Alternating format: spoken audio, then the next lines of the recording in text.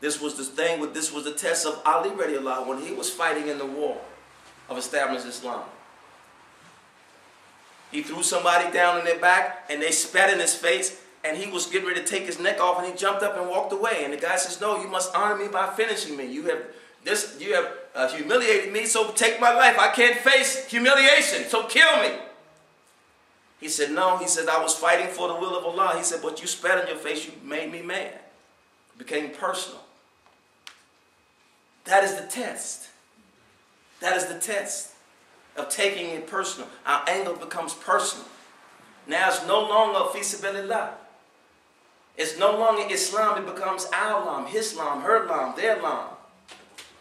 It's no longer Allah Almighty's will. It's our will. And that's what Allah is purging in us. Purging that out of us. So Ramadan is a whole nother station of life. It is a whole nother realm of reality. How can you go all day long with no fuel? That's just like it just is impossible. There's a car that's empty and it's still riding on the fumes. It's still riding. How is that possible? That's miraculous. And I don't care how much food you eat in the morning, you still going to be hungry. You can fill up, I'm going to fill up all day long. By the time I start to get hunger pain, it'll be time to break the fast. It doesn't happen like that. Allah wants us to feel the pang of hunger. Allah wants us to overcome that. Because the hunger pains only last about 15 minutes. Soon as the ego gets away from the hunger pains and that it realizes that this person is serious enough, it's not going to feed me. If the ego thinks that we are playing, he's going to keep playing around with our bodies, sending all kind of messages. Feed me now. A temper tantrum. If you don't smack him upside his head instead of feeding him, then that's when he's going to realize that you are serious. And when the ego realizes that you are serious, you do not have a better sword to fight you you don't have a better sword than to fight Shaitan. Because that horse is powerful. That is a powerful horse.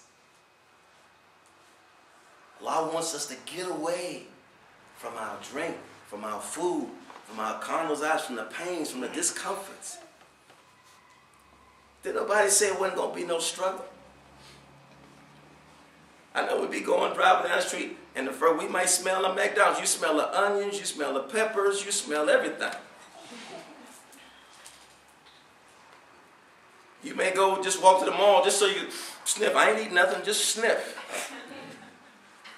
Everybody go through so many things. And the sister sisters be saying, "Oh, this is my monthly, isn't it? Oh, I know it ain't it. I'm going to pull it off." Then, "No, I'm not off yet. I got 10 more days."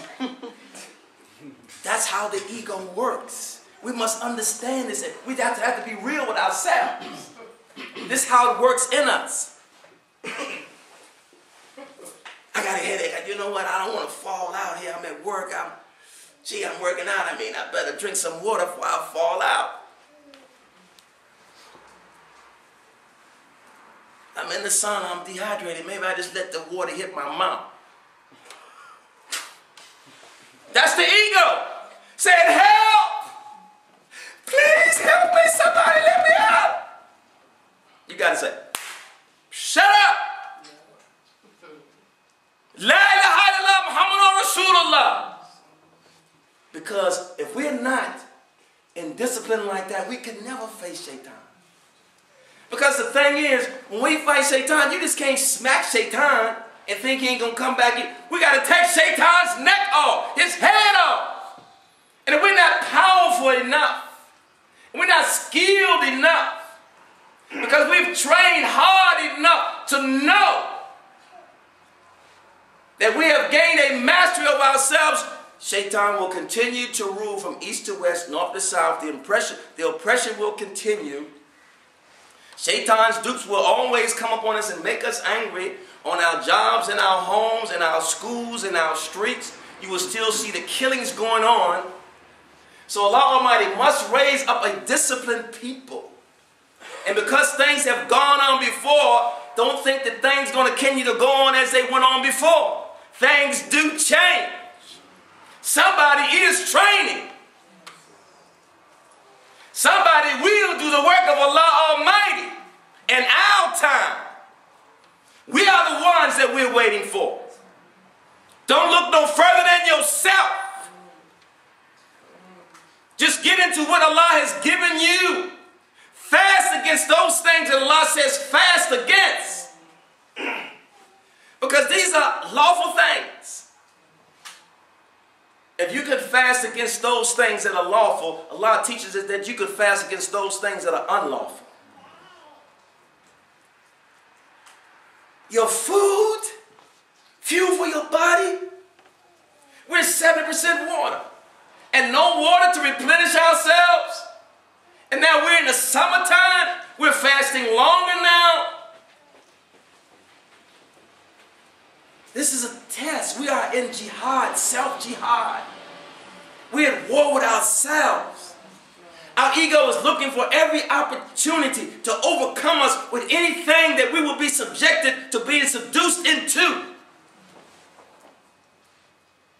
That is Satan whispering to us to be weak, to abort, to leave the ranks of the prophet, to follow the booty, to chase the booty, to run for material, get your comfort back, drink something. You're miserable. You're going to fall out. You're in pain. That is Satan. Influence of us through our ego. And that's why it has to be purged. We're all in a personal jihad. Ramadan is Armageddon. For everyone, individuals, Armageddon.